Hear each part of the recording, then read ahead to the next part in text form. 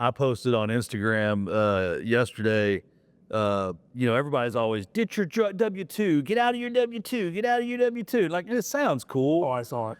Well, I mean, they announced that the Citigroup CEO just got a 1/3 increase in her pay, and she now makes $34 million a year. Yeah. And I was just kind of laughing, like, yeah, ditch that W-2. Right? Yeah. I mean, Yeah, I'll take that W-2. The whole point is like be careful who you listen to. I mean, typically the people saying ditch your W-2, number one, they don't have one, and number two, they need you to ditch it and pay for their course. Well, for just 2 seconds, like in 2018, there was a guy on the internet on Facebook chirping about Bitcoin, and I'm like, back then, if it would have been anybody else talking about Bitcoin, I probably would have bought.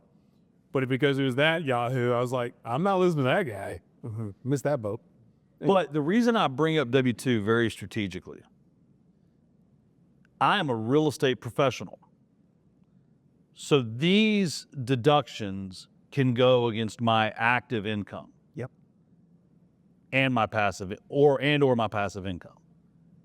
Some people are not active, and I know you're not a CPA. But you've probably heard people get disappointed because they didn't quite understand this. If you're not an active real estate professional as defined, by the tax code. Yeah. There's plenty of tax code. Well, I almost said the tax code, then I almost said check with your CPA because I don't want to get it.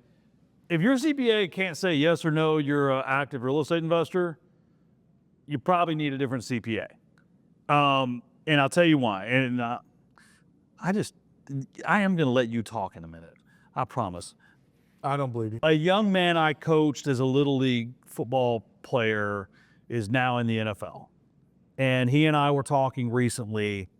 It's all my coaching. Clearly. He and I were talking recently, and he's a real estate investor now, and he's doing some private money lending, and I get all jazzed up about depreciation. And he's like, well, my CPA said I can't do that because it wouldn't offset my NFL salary. And I said, dude, you need new advisors. Because I'm just going to give advice, even though I probably shouldn't.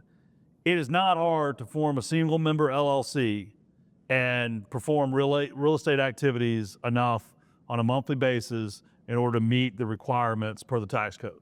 And too many people accept no and don't ask, okay, but how, right? It's yes, if you are not an active real estate investor, you cannot take this depreciation against your active income. But ask how to become an active real estate investor. I mean, document your time. Get the little app thingy. Yeah, I'm like, dude, you're doing private money lending. You're spending time running comps. You're doing this. You're doing this. You're doing this. You've got off season. You've got. There is a way. You just have to ask, okay, great, Mr. and Mrs. CPA, you said I'm not. How do I become? Can my wife become? That's a good right? Real good way right there. Because my wife is a licensed real estate broker in the state of Texas. We own a real estate brokerage. Guess where the depreciation flows through to our 1040? Your personal return. Yeah.